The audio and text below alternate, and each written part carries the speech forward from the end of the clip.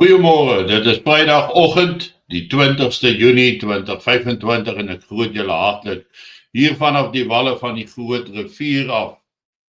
En in die eerste plek wil ek vanoggend graag net weer daarop wys oor hoeveel teenstrydighede daar bestaan en hoe verskillende waarnemings en opinies mense se gevolgtrekkings beïnvloed en dit wat hulle doen.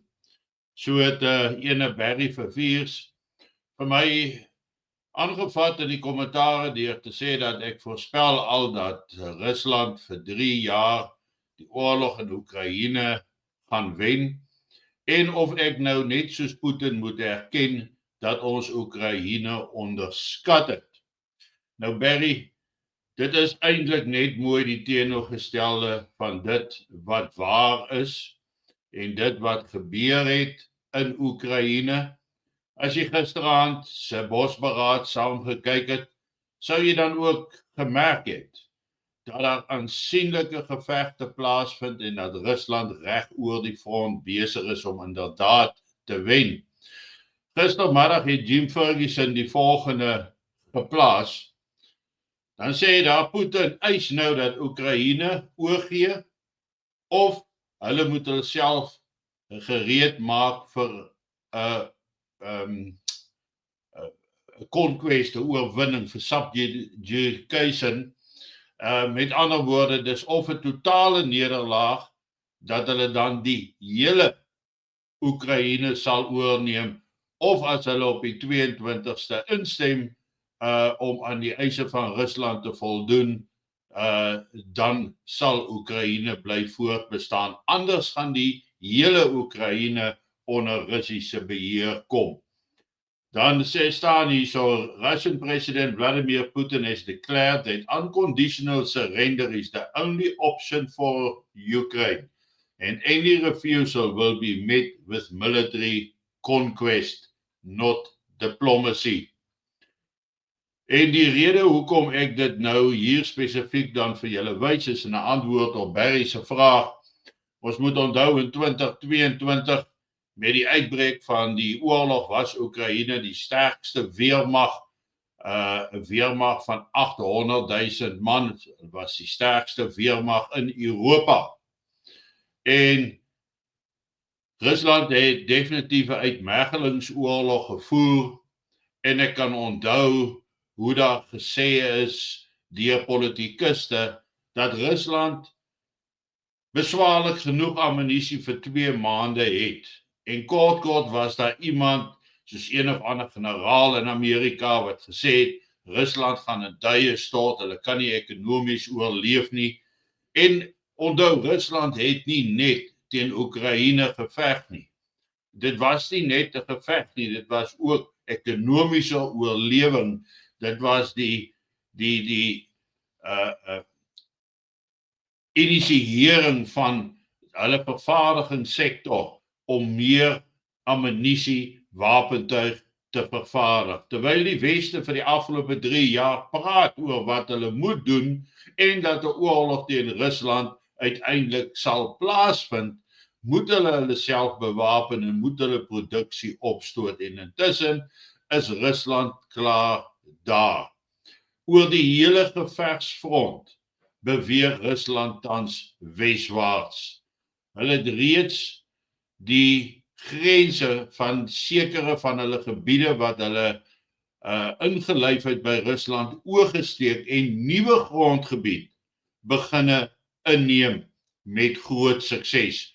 Ook dan daar in die Sumy omgewing het hulle 'n bufferstrook wat hulle besig is om te skep allangs die grens met Rusland af, sodat daar nie weer in die toekoms enige vorm van aanvalle vanaf daai bodem direk op Rusland gemaak kan word nie. So nee, ek het nie vir Rusland, vir Putin oorskat nie, en ek het ook nie vir Oekraïne onderskat nie, maar vir 3 jaar, soos jy sê, het ek gesê dat Rusland gaan vir Oekraïne wen, want die uitmergelingsoorlog wat hulle voer, is eintlik teen die wêreld, want die hele wêreld stuur wapentuig en ammunisie en eintlik het hulle in die proses Europa en Amerika ontwapen. Daar is nie meer lugafweerstelsels genoegsaam nie. Ons sien die huidige tekorte wat in Israel ontstaan ten opsigte van die Iron Dome, al hulle verskillende tipe van missiele, die Patriot system, die THAAD stelsel, almal het 'n tekort aan missiele. En na 6 dae van aanhoudende teenaanvalle tussen Israel en Iran is daardie stelsels tans uitgeput. Ons sien dan ook dat van die wapentuig wat vir Oekraïne bestem was, is intussen deur Amerika herlei na Israel om daar te gaan wen. Ek sou veel eerder sê dat die Weste en in spesifiek Amerika het Rusland vir Putin totaal en al onderskat. Net soos wat hulle nou weer die fout maak om Iran te onderskat. Totaal en al te onderskat en in die vermoëns wat daar is. Daar is hoeveel videomateriaal beskikbaar wat wys waar Israelies staan en sê hulle het nie geweet dat Iran soveel missiele het en dat hulle in staat is om soveel missiele elke nag af te vuur en dit nadat Israel na dag 1 gesê het, hulle het al die lanseerders van Iran vernietig. Maar so is hulle nog steeds besig om groot salvos af te vuur op Israel. So dis nie 'n kwessie dat iemand hier onderskat nie. Dis 'n kwessie van realiteite en oorlog vat tyd. Dis nie 'n klein geveggie nie. Dis 'n oorlog langs 'n totale grens en gaan kyk gerus self na die interaktiewe kaarte van Rusland en Oekraïne en julle sal merk dat Rusland inderdaad aan die hele front besig is om voort te mars. En die weerstand van Oekraïne raak al kleiner en minder. En intussen het Rusland die grootste mag opgebou. Maar waaroor ek eintlik vanoggend wou praat, is die kwessie van vals vlag aksies wat nou baie sterk op die voorgrond tree in die Israel situasie.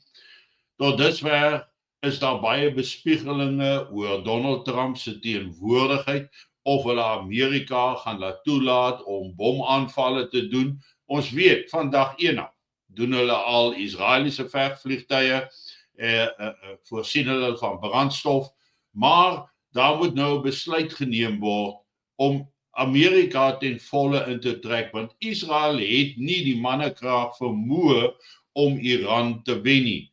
Iran is ook 'n baie moeilike land om binne te val en voete op die grond te sit. So hierdie moet heeltemal amper 'n lugstryd wees, soos wat daar gesê word. Maar word daar gewaarsku deur baie ouens, baie mense, dat daar 'n vals vlag operasie gaan plaasvind.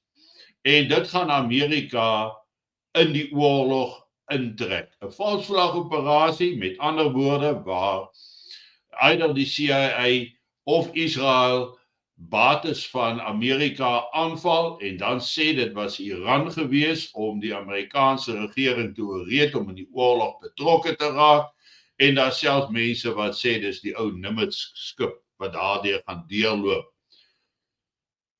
Dit gaan op hierdie stadium slegter met Israel as wat dit ooit in sy geskiedenis sedert 1948 gegaan het in soverre dit vernietiging op eie bodem aanbetref. Daardeur sê ek glad nie Iran is aan die wen nie, ek sê bloot. En dis feite dat Israel was nog nooit so getref soos tans nie. En dan sê hulle self dat hulle het 'n opsie oop wat hulle kan volg. En hulle sê daar, if we fall, everybody falls with us. En dit gaan rondom die kwessie van die Simpson opsie. Die Samson opsin, die Simpson van die Bybel, wat die paleise mure in mekaar ingetrek het, sodat die gebou in mekaar getuimel het op almal wat daar binne-in was, maar ook op hulle self. En daarin lê die waarskuwing baie ernstig, dat die Simpson-plan maak gereed vir as Israel hierdie oorlog gaan verloor, dat hulle kernwapens gaan gebruik, maar as hulle besef hulle gaan onder, gaan hulle self, maar ook die res van die wêreld in die proses vernietig. Hulle sê daarso dat if Israel is pushed to the brink, Tehran, Damascus, Beirut, even European cities could be hit. Submarines, airstrikes, hidden silos, the means already exist. The world eaters on a nuclear knife edge. If the Samson option is triggered, there's no way going back. When Israel said never again, they mean it. En ek stem daarmee saam, dat dit vir ons 'n baie groot gevaar inhou wat die wêreld aanbetref. Want as daar, en dit is eintlik nog die hele tyd my waarskuwing gewees, in beide Rusland en Oekraïne, Israel en Iran, gaan dit nie oor wie wen nie, maar wat gaan die gevolge wees vir ons, vir my en jou op die grond, wanneer enige van daardie twee gevegsteaters sou oorgaan na kernwapens toe. Tans lyk Israel die naaste daaraan, maar wanneer dit sou gebeur, het sy in Israel of in Oekraïne, dan gaan die ander streek ook in 'n kernoorlog inbeweeg en dit gaan die hele wêreld soos ons dit ken vernietig. Dis 'n ernstige situasie wat tans in die wêreld ontvou. Ek kyk na die Simpsons. Die Simpsons het gesê in hulle spotprentjie, tekenprent, waar hulle gesê het, die wêreld gaan op 20 Junie 2025 tot 'n einde kom. En julle is wel bekend met al die Simpsons se voorspellings wat al waar geword het, en hulle het nog so 'n voorspelling. Nou ek weet nie, ons sal maar moet kyk of dit vandag waar word of nie. Maar ek dink daarom nie so nie. Nie so vinnig en so skielik nie. En ons gaan indirek baie beïnvloed word deur enige sodanige aksie. En die groot vraag vanoggend, is jy reg vir so iets? Is jy gereed daarvoor? Het jy al die implikasies besef wat dit op jou en my gaan hê indien enige een van die gevegsfronte tans in 'n kernoorlog betrokke sou raak? Ek dink dat 80% van die wêreld, 90% van die wêreld het vergeet die skade wat die ontploffing van 'n atoomwapen kan veroorsaak. Die kernuitval, die siektes wat daarmee saamgaan, die besoedeling wat daarmee saamgaan, die koste aan mense lewens, is dit dan verkeerd om te waarsku teen dit wat kan volg, want jy hier aan die suidpunt van Afrika sal jouself moet beskerm teen 'n wêreld of teen 'n situasie waar die wêreld nie meer 'n invloed of 'n rol gaan hê nie. Die wêreld gaan nie meer kan help deur medisyne te stuur, brandstof te stuur nie. Waar gaan ons brandstof kry as hierdie oorlog in Iran en Israel eskaleer?